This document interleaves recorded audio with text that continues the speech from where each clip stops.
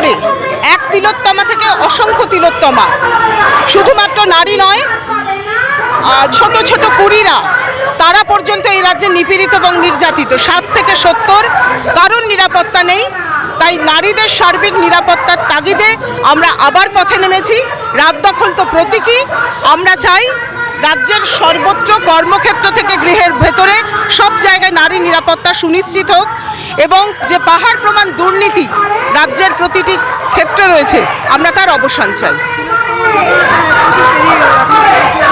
তিলোত্তমার ঘটনায় খুশি হওয়ার মতো কোনো কারণই হয়নি, কারণ সিবিআইয়ের যা বিচার, মানে সিবিআইয়ের যা তদন্তে আমরা মোটেই খুশি নই, কারণ রাজ্য পুলিশের তদন্তেই তারা সিলমোহর দিয়েছে।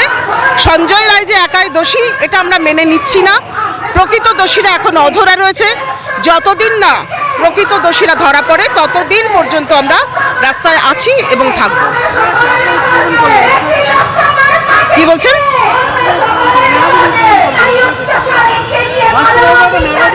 হ্যাঁ, এই ম্যাগাজিনটা এই তিলোত্তমার স্মরণেই করা ম্যাগাজিন। এটা প্রায় নিয়মিত মানে আমরা এই গোটা বছর ধরেই নির্দিষ্ট সময়ে 3 মাস অন্তর অন্তর এটা বার করছি, এবং এটা এই 14ই আগস্ট তার 1 বছর পূর্তি। আমরা নাম দিয়েছি সালতামামি, এই নামে এই পত্রিকাটি, ট্যাবলয়েডটি বেরিয়েছে।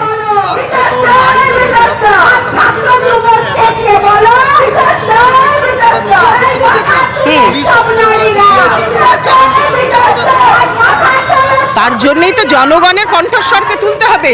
আমরা তো দেখতে পাচ্ছি যে কি রাজ্য সরকার, এমনকি কেন্দ্রীয় গোয়েন্দা সংস্থা, কারুর কাছ থেকে তো আমরা কাঙ্ক্ষিত ন্যায় পাচ্ছি না।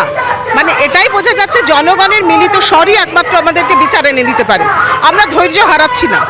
1 বছর আছে, আমরা আরও বেশি দিন পথে আছি। দিল্লির নির্ভয়া, তার বিচার পেতেও অনেক বছর কেটে গেছিল। তাই আমরা পথে আছি, যতদিন না এর শেষ দেখব ততদিন আমরা ছাড়ব না। একটা ট্যাবলয়েড এই তিলোত্তমার স্মরণে, এই যে 1 বছর, মানে কালো 1 বছর, শোকের 1 বছর, দ্রোহের 1 বছর, তার পূর্তি ঘটানো হলো, এবং সেই পত্রিকাটির নাম হচ্ছে সালতামামি। 1 বছরের এই ইতিহাস, তার দলিল বলতে পারে। আমার নাম ডক্টর জয়তী ভট্টাচার্য।